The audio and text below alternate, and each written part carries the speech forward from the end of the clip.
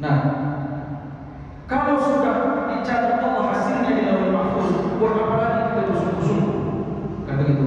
Karena kalau kita bersungguh-sungguh, yang nggak bakal berhasil sesuai dengan yang kita inginkan, melainkan berhasilnya sesuai dengan yang telah ditetapkan Allah. Buat apa kita bekerja keras kalau pada akhirnya hasilnya sudah ditentukan Allah?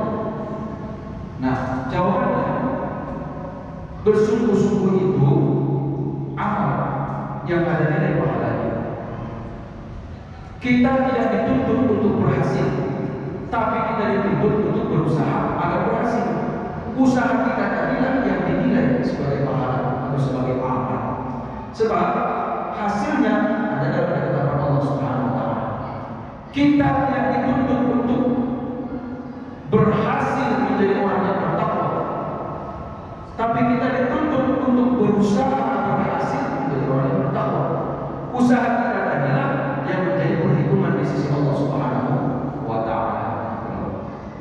Jadi tidak boleh berkata tak usah berbuat kalau ternyata yang dibuat tadi tidak berhasil. Tetaplah berbuat meskipun kita tidak mengetahui apakah berhasil atau tidak, atau meskipun yang kita lakukan itu, yang kita buat itu pasti tidak berhasil menurut ketetapan Allah Subhanahu wa taala. Jadi yang dinilai adalah usahanya. Nah, ini berkaitan dengan keimanan kita tentang qada dan qadar. Kan rukun iman ada berapa?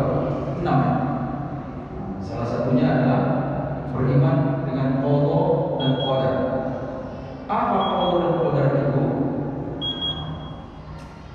Qada dan qadar itu, kalau qada ketetapan Allah sebelum diciptakannya apa yang Dia telah tetapkan.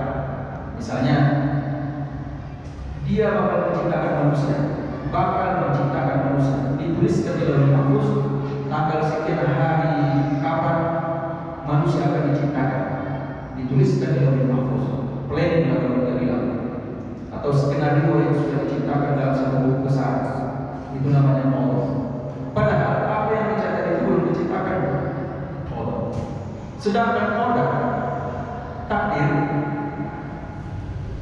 pas diciptakannya apa yang telah dituliskan tadi di Lauhul Mahfuz, skenario atau planning yang telah dituliskan di kitab itu kemudian diaktualisasikan atau diimplementasikan atau dibuatkan. Nah, itu yang namanya takdir. Antara qada dengan takdir juga sudah ditentukan Allah Subhanahu wa taala prosesnya seperti apa. Nah, manusia Allah tetapkan apa yang akan dikerjakan ke depan. Allah juga tentukan apa hasil dari pekerjaan yang akan dikerjakan. Apa yang mau kita lakukan ke depan ini sudah ditetapkan Allah, sudah dicatat oleh Allah dalam Lauhul Mahfuz. Apa hasil dari pekerjaan kita juga sudah dicatatkan Allah di Lauhul Mahfuz. Semua sudah diketahui. Bahkan kekuatan kita untuk melakukan itu juga merupakan pemberian dari Allah Subhanahu wa taala.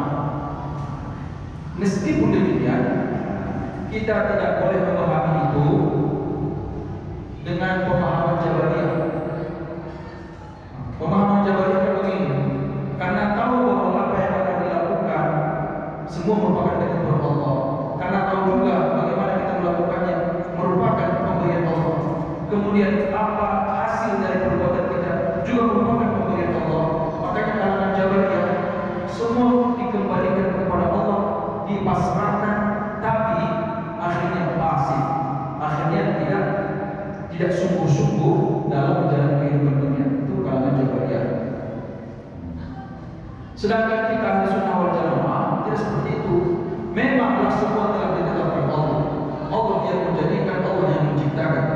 Allah yang menciptakan kita, yang menciptakan perbuatan kita, yang menciptakan hasil dari perbuatan kita.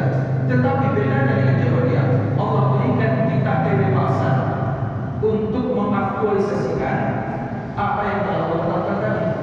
Bedanya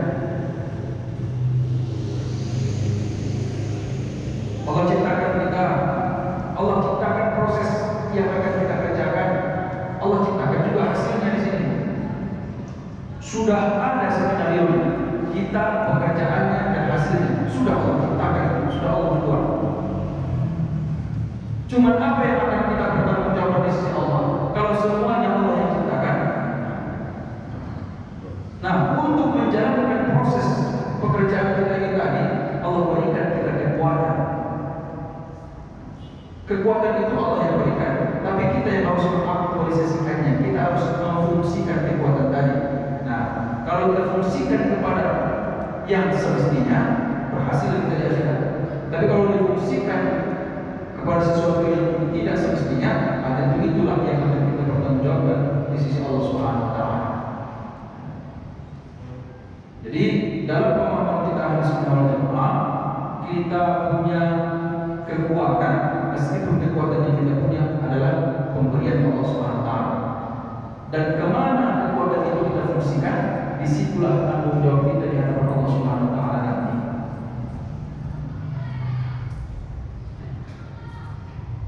Balik lagi kepada kasus yang terjadi yang sudah kita bicarakan awal. Siapa yang salah dalam mereka? Nah, kita tidak menyalahkan siapa-siapa di situ, tapi kita harus objektif menilai. Dua pemahaman tadi tidak bisa dipisahkan. Dua pemahaman itu tidak boleh dipisahkan. Antara takdir Allah Subhanahu wa taala dan usaha manusia itu satu kesatuan, satu keseimbangan yang harus diterapkan secara bersamaan.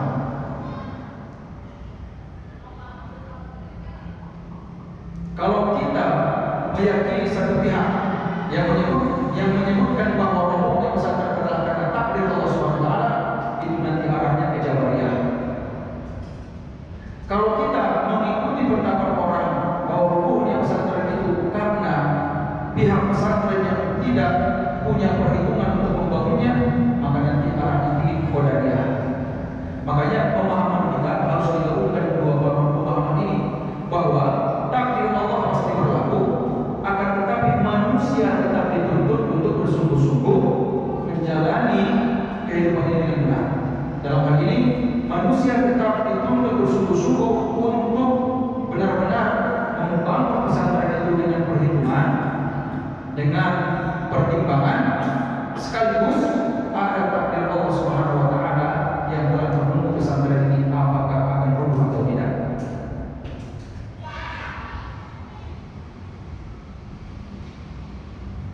Bapak Ibu hadirin jemaah yang dimuliakan Allah Subhanahu wa taala. Jadi apa gunanya Allah beritahu kita bahwa segala sesuatu telah dicatat di Lauhul Mahfuz? Apa gunanya Allah beritahu itu kepada kita? Gunanya yang pertama, agar kita faham bahwa Allah itu mengetahui segala sesuatu, sehingga tak boleh lagi kita macam-macam. Ada orang merasa, Tuhan tak tahu itu. Kalau saya ambil duit, kalau saya korupsi, kalau saya maksiat, tak tahu. Sebelum kita lakukan itu, sudah ada catatannya. Kalau saya analogikan seperti itu, kerja di sebuah perusahaan, bosnya sudah merancang apa yang harus dilakukan oleh karyawan. Kemudian pekerjaan itu diberikan kepada karyawan. Karyawan tidak bisa macam-macam. Kenapa? Apa yang akan mereka kerjakan di perusahaan itu sudah ada catatannya. Nggak tahu nggak bos itu, dia sudah ada catatannya. Kalau dia ke dapur bakal begini, kalau dia ke kamar mandi bakal begini, kalau dia ke ruangan ini bakal begini, sudah ada catatannya. Jadi memberitahu kita bahwa Allah Subhanahu wa taala Maha mengetahui atas segala sesuatu. Makanya Allah kasih tahu kita sudah ada catatannya, apapun yang akan dikerjakan oleh manusia di bumi ini sudah ada di Lauhul Mahfuz. Yang kedua, kenapa Allah beritahu bahwa segala sesuatu telah dicatat di Lauhul Mahfuz? Yang kedua, agar kita paham Allah itu Maha bijaksana. Sebab mampu membuat planning jauh sebelum diciptakannya apa yang telah diinginkan. Itu bijaksana. Macam kita lah mau melakukan sesuatu, kita sudah menguraikan apa yang akan kita kerjakan ke depan di kepala kita. Misalnya mau bangun masjid, jauh sebelum kita kumpulkan dananya, sudah terbayang di kepala kita seperti apa model bangunannya, berapa dananya, bahan apa yang dipakai agar masjid itu kokoh. Itu kan orang yang bisa berpikir seperti itu kan bijaksana. Jadi Allah